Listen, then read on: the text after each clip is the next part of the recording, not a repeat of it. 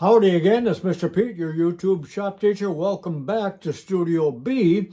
Now, I hope you watched the last video on these precision sensitive drill presses where I talked mainly about the Camerons.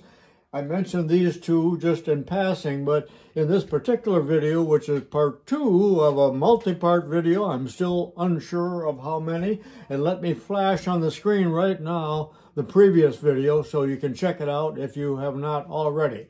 Right now. Okay, so today I'm going to feature the Dumore drill presses. This one's really old, but I only acquired it recently, and then we'll also talk about the more modern one. And they operate very similarly to the Camerons. Very expensive. I'll show you the prices on them. They do not have the expensive chucks. They're little Jacobs chucks. They are not the German Albrecht chucks, but still quite serviceable. So let's get on with it, and there'll be a third, fourth, maybe even a fifth part. Make sure you watch them all because I want to cover some other brands even though I do not own them. Before I go too far talking about these two little drill presses, let me just mention that the name Dumore has been around forever. Obviously, this looks like it's from the 30s, probably. I don't know exactly, but from the styling of the motor.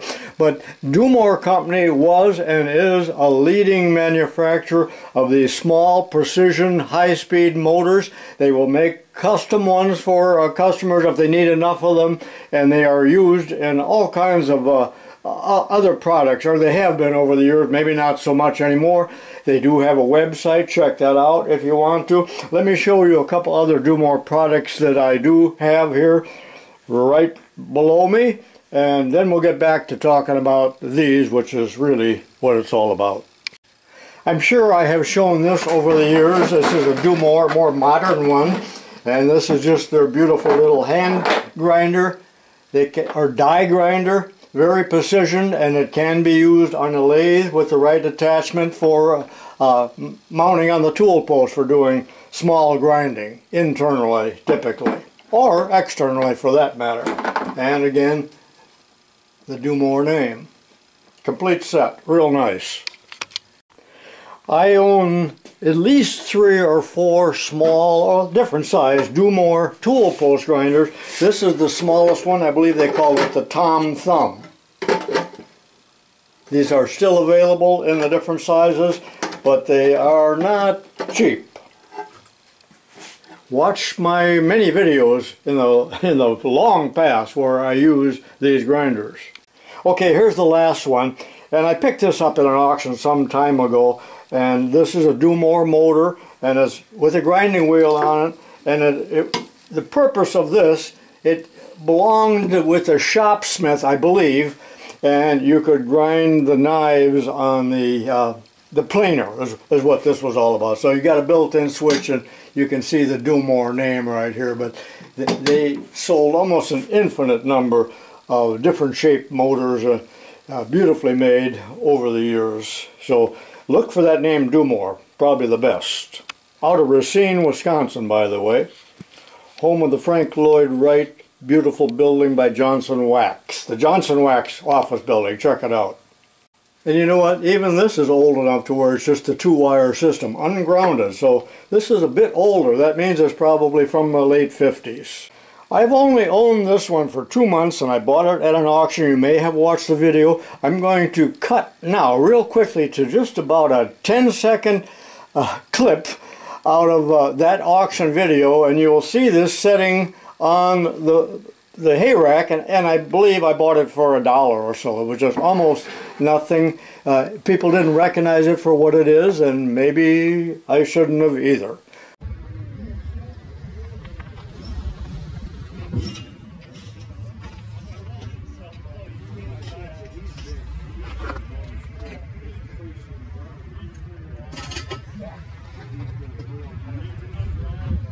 The neat thing about these Dumores is that you can raise or lower the head, swing it if necessary, clamp it right here, but these operate a little different than most drill presses in that we raise and lower the table rather than lower the drill into the work. So it's just the opposite. and there's a little bit of a rack and pinion right here. I'll get a close-up of that in a minute. This machine weighs about 12 pounds. It is lighter than the other one. I'll show you why in a minute. Cast iron base, very nicely built. Let me zoom in here to show you some of the other features. I do like the fact that the switch is in a handy place. And the table can be moved up and down or swung from side to side as needed. And tighten right here with this knob. We got a lot of peck marks here, the usual arc of shame. And both of these run at about 17,000 RPM. They are high speed and only one speed unless you have a speed control, and sometimes those are available mounted on for foot use, or as I might show you in a picture, you'll see that Dumore does sell a speed control which has automatic torque adjustment so you don't lose torque at the lower speed. Quite expensive though.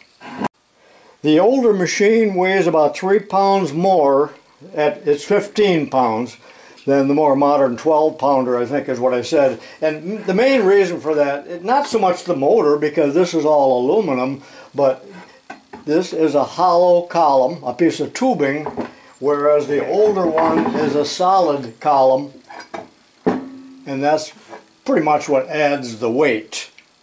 Both of them have a cast iron base, probably even used the same pattern over the years.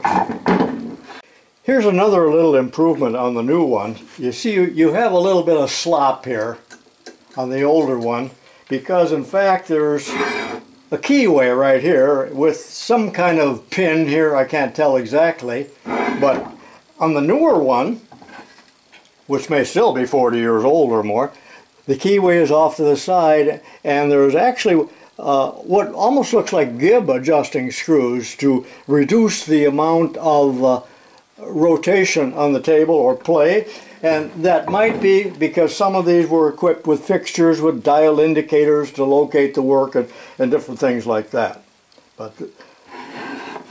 And to me, I can imagine a woman sitting there, a whole row of women doing this all day long. Boy, would that give you that, what do they call that, syndrome in the hand? I don't know. But remember, you're drilling small work with small drills. The older model has a depth stop, but of course, instead of being up on the motor or on the headstock here, it's below the table.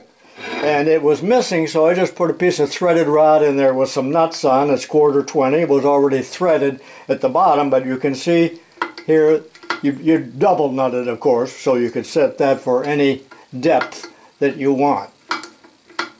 And notice the lug right here, and there is none of that on the more modern one. They just eliminated that.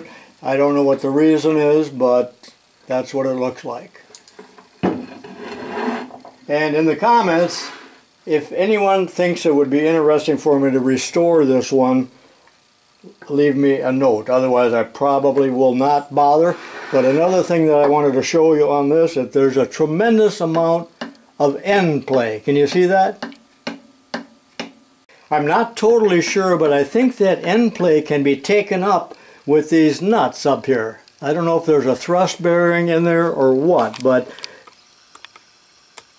the more modern one does not have that at all. Now notice a little oil hole right there too, which maybe means that it's just a sleeve bearing rather than a ball bearing. But I do not see this moving up and down as I move the chuck up and down. So that needs to be addressed. And yes, this whole machine looks like a malted milk machine, doesn't it? And I did have a little bit of a tongue-in-cheek demonstration on that in a previous video. I will not repeat that.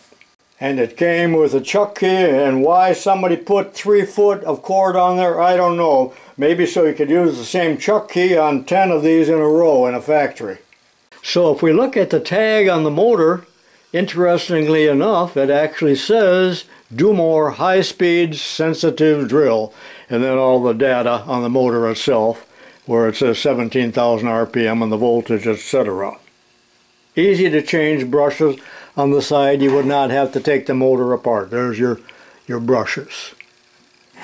Again, the switch, I put the on and off on there. And thank goodness this one has good wiring and it has grounded wiring.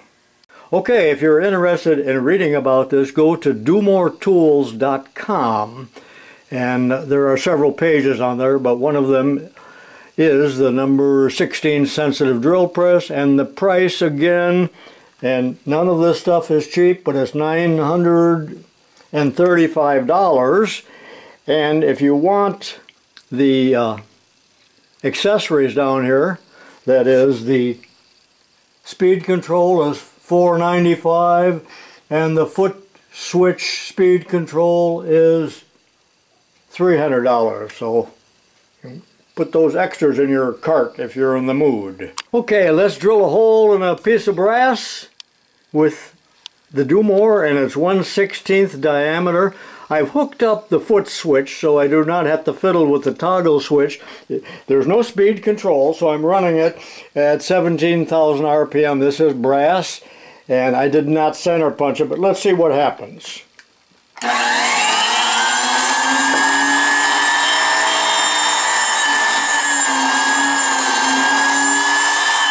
Very nice indeed, and I really could feel it cutting. Now, I know this is soft material, but I had all of the sensitivity that I would like. Now, let me take this 16th out and put that number 71 drill in there like I did in the previous video. I just took the 16th inch diameter drill out. By the way, that key works a lot better without that stupid lanyard on there. Let me zoom in a little bit or you can't even see the number 71. And I'm going to drill the brass, and I'm doing it dry without benefit of lubrication. Do you think I can do it without breaking the drill? I don't know. I haven't tried it yet. Let's see.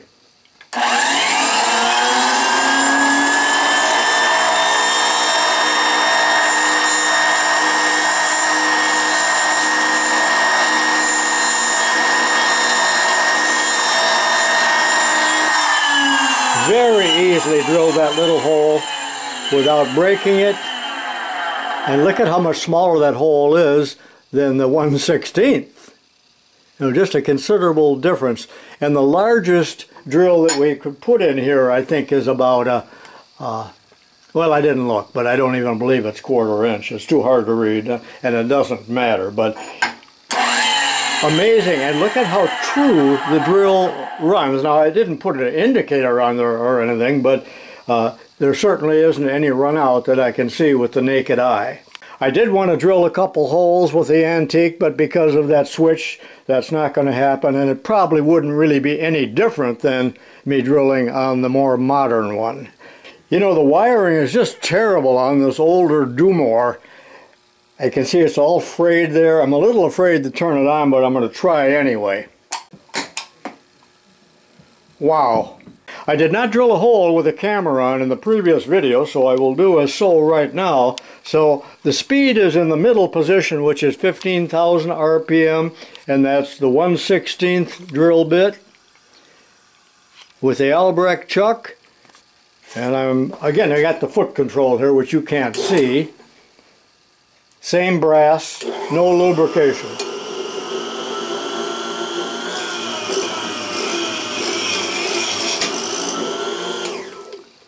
Very nice.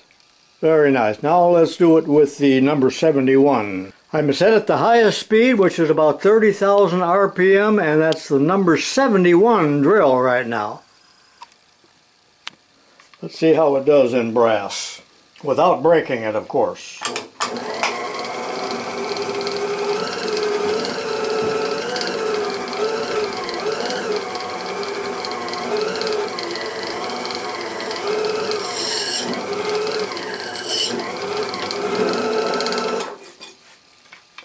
A little slower going so I don't break it, but it did drill just fine.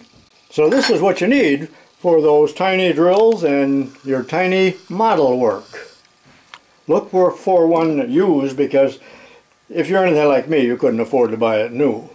I really am not sure how expensive this type of drill is because they were given to me, but in some cases you might want to use these, although this is in metric, because you have a larger shank and the drill itself is shorter, the actual drill. Possibly less chance of breaking it than a longer one, although on the longer one you can choke it way up to about where my dirty fingernails are. So this is even smaller than the 71. Alright, we're back to using the Unimat. Again, the Unimat is actually a multi-purpose machine, and right now when it's set up vertically, it's in the milling or drilling position. And there are some advantages to this over the other machines, which I will show you here momentarily. We also can adjust the speed, but I'm going to use whatever speed it's set on now. I don't remember what it is. I don't have the chart right in front of me.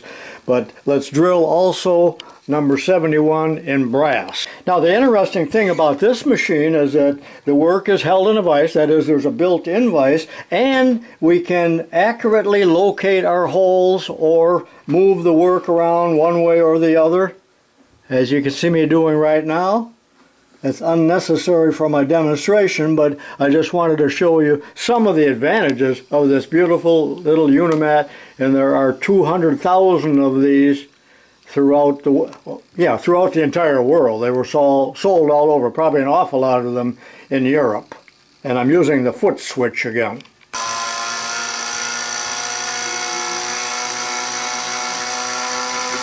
Wow, I can really feel that.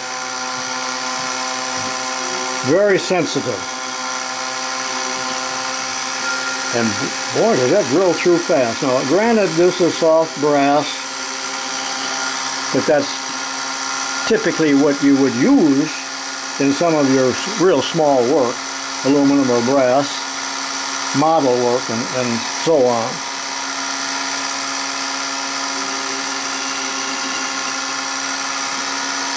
Very awesome. Alright, I have shown you all of the miniature, micro, sensitive drill presses that I own, but there are many, many other brands made around the world. The Bowley Company, who makes jeweler's lathes and so on, I believe has a drill press available, I'm not sure.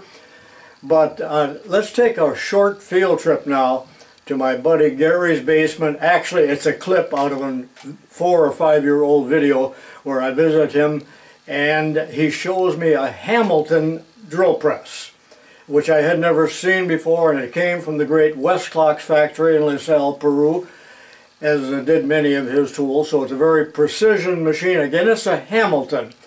So we'll cut there in a minute, and then I want to show you something else. And then a little bit smaller. Well, what do we? What kind of like this is a Hamilton? It's a kind of like the ones you had. All right, so that's a precision drill press. Yeah. That came out of the Westclox plant. Oh, that did. Yeah. Hamilton, the motor is on the back. Yeah, it's with a round belt. And then the table goes up and down, and then this. You know, I never heard of a Hamilton. Pretty neat.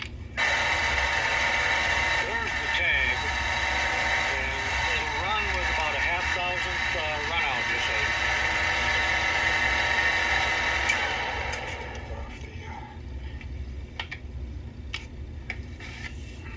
Table's in very good condition.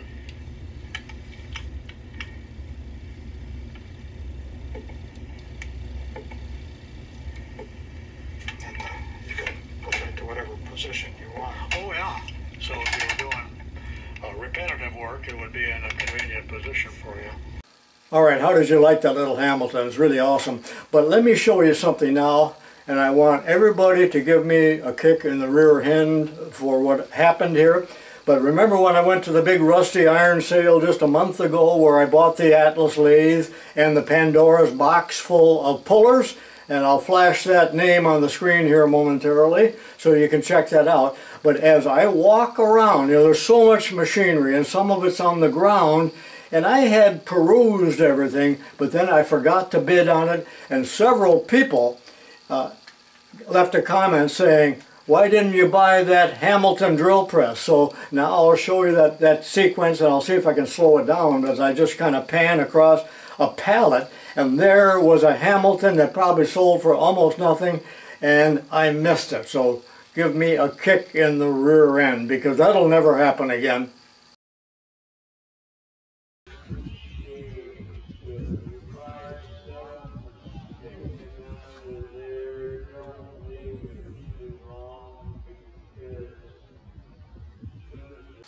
Now what I'm going to show you now is probably not worth mentioning, but yesterday I went to Menards on another mission. It wasn't really for what I'm going to show you now, but I looked at the drill presses, and there on display they had two smaller drill presses.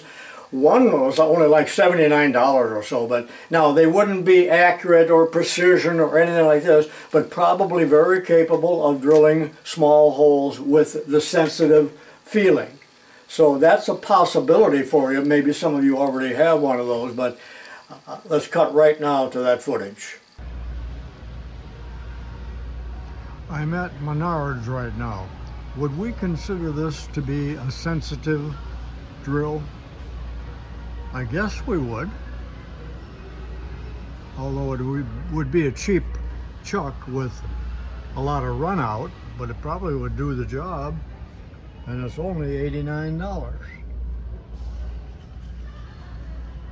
And this slightly larger one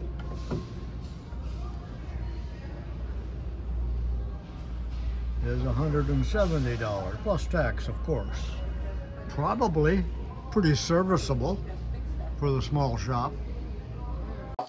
At the same auction where I bought all of the rusty stuff, the rusty Atlas lathe, I bought this in a box of tooling, and I'm not going to talk about it now. This will be in the next video. This is a sensitive drilling attachment that can be held in a larger drill press, and with a tiny drill you can feed it like that.